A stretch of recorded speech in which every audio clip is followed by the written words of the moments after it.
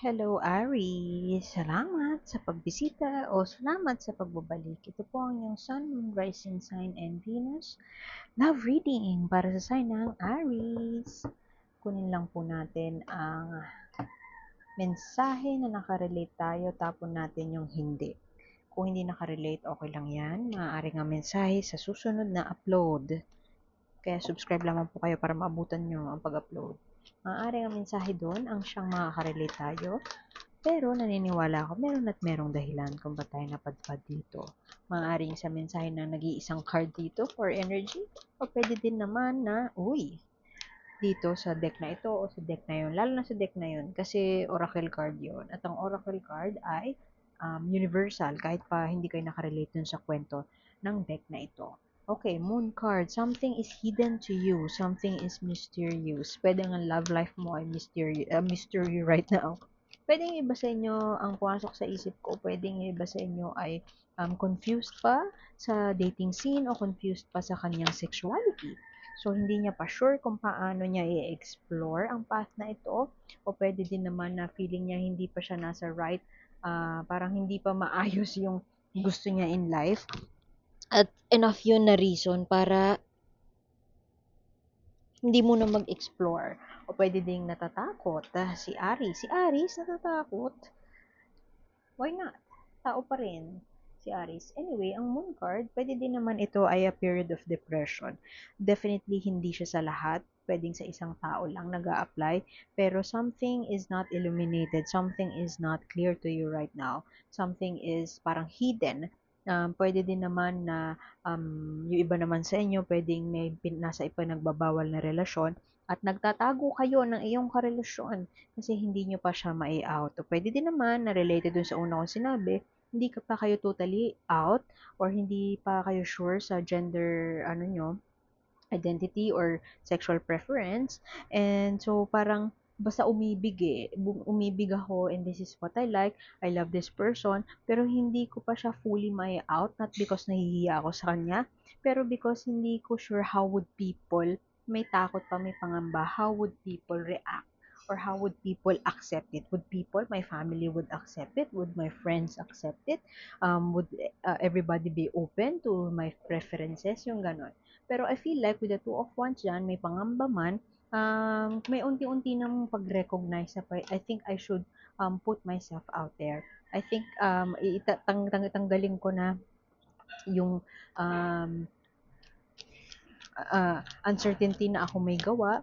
Tanggalin ko na yung sarili ko doon sa uncertainty na yan. Tanggalin ko na yung sarili ko doon sa dark clouds na yun na feeling ko ako lang din naman yung nag-iisip na hindi ako tatanggapin ng mga tao. Pwedeng ganon.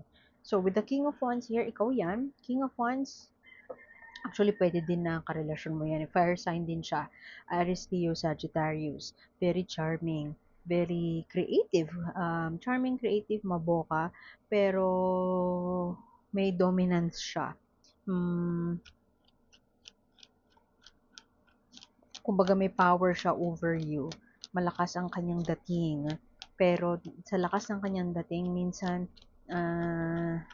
nagsasubmit na lang si Aries. Actually, pwedeng Aries din yung karelasyon mo eh.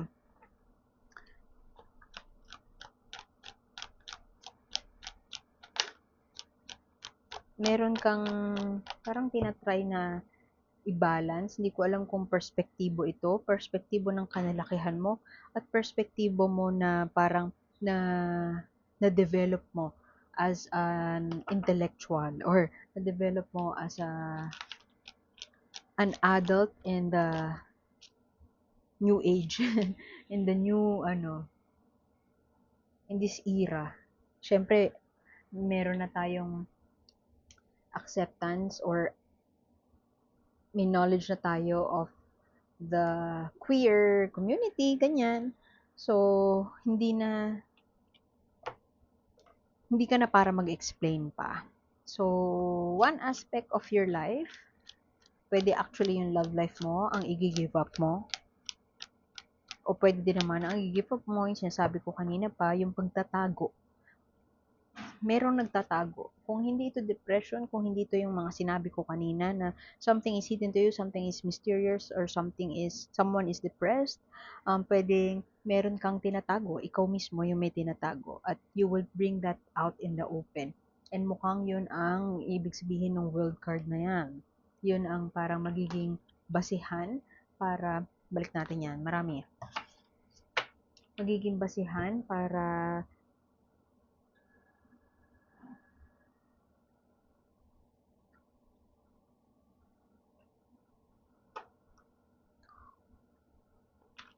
kumbaga i-flaunt mo, kumbaga parang express the rhythm of your soul, ganyan ng peg. So ngayon, reversed, medyo may challenge pa in expressing yourself or putting yourself out there or in fully expressing yourself and meron ka pang parang hindi ka pa sure na i-let go o tatanggapin, pwedeng something is overwhelming you right now. Pero with the world card here, ito-turn mo na yung leaf na yan, ng chapter, na matagal mo nang tinatago. May getting out of this parang takot at pangamba.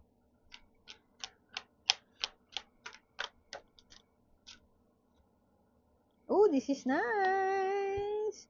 I think as you put yourself out there and you have a full recognition of who you are or acceptance, self acceptance lang, it will be the start of people seeing you. And it will be the start of self-love. And lang alam naman nating lahat, sa self-love nagsisimula ang magandang romance. Kasi when you feel your own, when you fill your own cup of love, yung self-love, it will overflow. And once it overflows, nakikita yun ng ibang tao. You will radiate. Tingnan mo yan, oh. You will radiate and you will be more free. I think hindi pa siya ganun kadali. Hindi pa siya agad-agad. Kung hindi yan mangyayari ng Feb, recognition pa lang yung mangyayari ng Feb kasi ang core energy mo, moon pa din. So, something is in the dark. Something, may dark clouds ka pa sa ununan mo and maybe struggling ka pa to get out there o kaya struggling ka pa to make sense of everything. Pero, I feel that as you start, definitely may masasarado ng chapter and may masisimulan ng pwedeng bagong perspective when it comes to love, pwedeng bagong manliligaw, pwedeng bagong opportunity to meet new people. Yan ang magbubukas sa'yo this Feb. So, the more na you recognize that you have everything you need to make things happen for you, the more na parang i-wield mo na yung wand to make things happen for you, the more na mamili ka na, hindi ka na wishy-washy, the more na bibilis ang pagbukas ng new chapter para sa'yo. And I feel like, if you're in a relationship din, pwede din naman na may tampo ka sa isang ginawa ng partner mo, o kaya naman ikaw ay parang not in a good mood right now. Something is still overwhelming you and something is not, parang hindi mangyari-yari yung gusto mong mangyari. Parang wala kang, you feel powerless. Pwedeng ganun. So, yun nga kasi may moon pa meron pang something, pwedeng iba sa inyo nasaktan, there was a loss in relationship, and hindi pa, hirap pang makamove on, tied pa sa partner, tied pa sa thought of the ex, pwedeng ganun.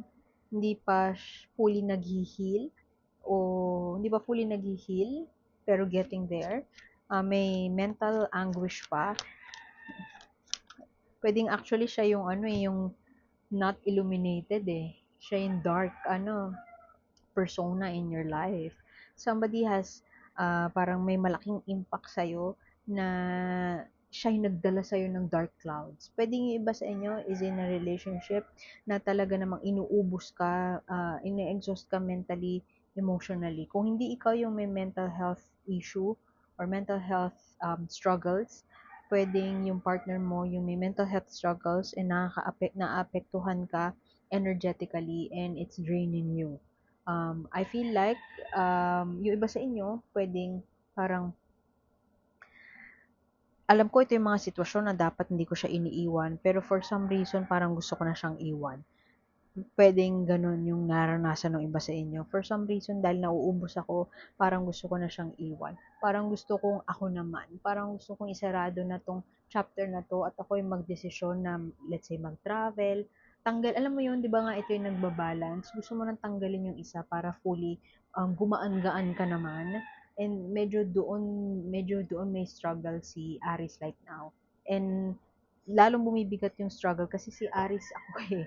Si Aris ka. Hindi mo basta-basta makokontrol o mamamanduhan si Aris. And for some reason, nasa in the dark si Aris, hindi siya makakilos, hindi siya makagalaw, nahihirapan siya. O pwede din naman na nahihirapan siyang mag-act like a magician, mag-act like he has everything that he needs. And parang wala eh, yung fire ko parang hindi, kumbaga kung ikaw ay kandila, hindi nakasindi, dead yung wick, hindi masindihan, nakalubog dun sa wax. And si Aris parang, for some reason, parang, hindi ako to, bakit parang hindi ako makagalaw? Bakit parang nalilimitahan ako? Pwede din na bakit parang hindi ako masaya. And it sucks na umibig lang naman ako, bakit ako yung nagdurusa?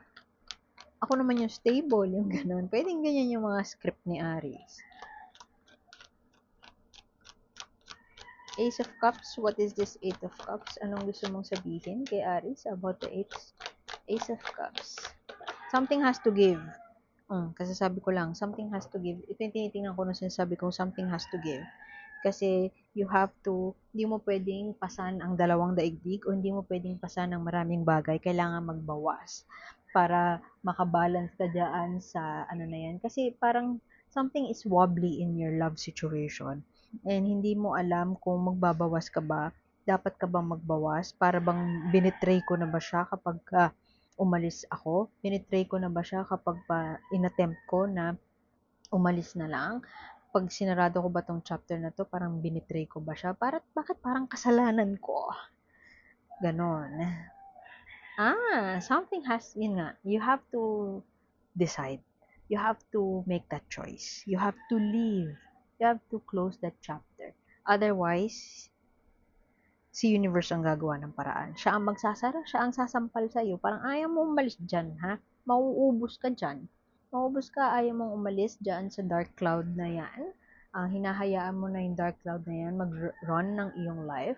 As you do so, it would be harder and parang tatagal pa na dumating yung mga yan, yung butterflies yan, yung spark na yan sa puso mo.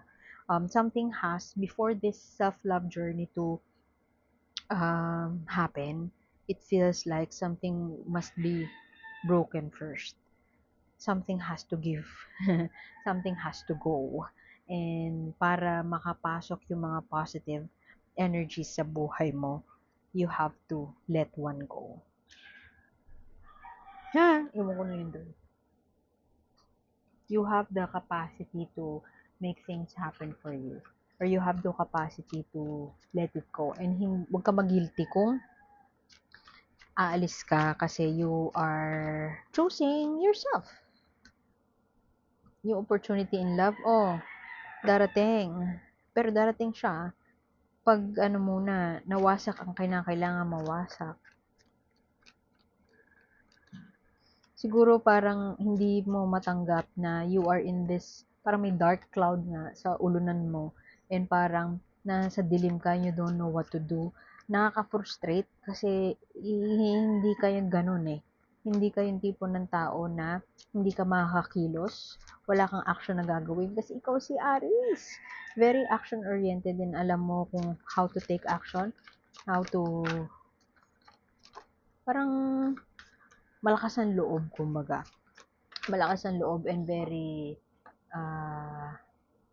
fierce na harapin. Pero bakit, parang alam mo yun, bakit ganun na napanghihinaan ako ng loob or parang naduduwag ako. Nagduduwag for some reason. Anyway, ito ay karma. Karma will bite you back. What what comes around goes around. What goes around comes around. Basta yun. What goes up must come down. Ito yun. What goes up must come down. If you have done something wrong sa ibang tao in the past, maybe ito na yung parang trade-off or bina nating kapalit nun. Um, if you would continue doing good to others, you would be rewarded tenfold. So, wala akong nakitang judgment, pero ang judgment ay bago mag-world card. So, parang read between the lines, you are asked by the universe to reassess kung ano yung mga ginawa mo noon na mabuti at hindi mabuti. Perhaps it's time for you to forgive yourself for misgivings that you have done in the past. So, don't beat yourself too much sa mga mali mo nagawa noon. Pero moving forward, be careful na you would act based on ego, or you would parang isang tabi mo, alam mo yun, aalis ka kasi gusto mo lang maghigante. Yung ganon. Wag ganon. Kung aalis ka, set an intention na parang it's for the highest good of all, it's for me, o kaya it's for the betterment of the relationship, pero wag kang aalis dahil lang gusto mong parusahan yung tao kasi karma will bite back and mabilis siya. So, yung card na yan, karma, seek forgiveness at the same time forgive others for their misgivings. So perhaps yun din yung parang sagot doon sa moon card na something is not illuminated, something is not revealed to you. Maybe it is not revealed to you kasi pwedeng you haven't sought forgiveness sa mga misgivings mo in the past, or perhaps ayaw mo mag-reconnect dun sa mga tao, let's say, hindi ka kinakausap ng partner mo ngayon or hindi ka kinakausap ng mga mahal mo, siguro maybe you have to reassess din kasi pwedeng ikaw mismo hindi nagre-reach out, may pride na nangingibabaw. So,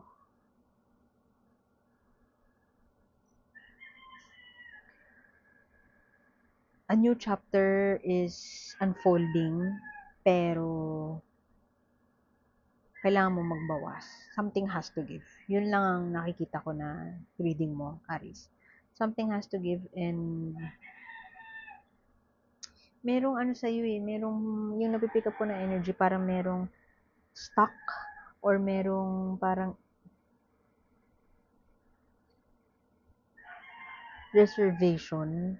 Hindi ganun kalakas yung loob mo. Bakit? Pwede kasi na um, hindi mo kinakausap yung tao kasi nagawan mo siya ng pagkakamali dati. And you are mourning the loss of something right now, of your own doing naman. And so, everything is overwhelming to you right now. Hindi ko alam kung ginagantihan ka ni universe o ginagantihan ka ng, alam mo yun, parang pinagpipay ka ng juice ni universe. Pwedeng ganun. Pero, ang positive dyan ay, you have the choice to live, and once everything is broken, there's a new opportunity for love coming. Love that you deserve. So, iwan ko na yun dun, Aris. Salamat sa pagbisita. Ako po si A, and I hope to see you next time. Bye-bye.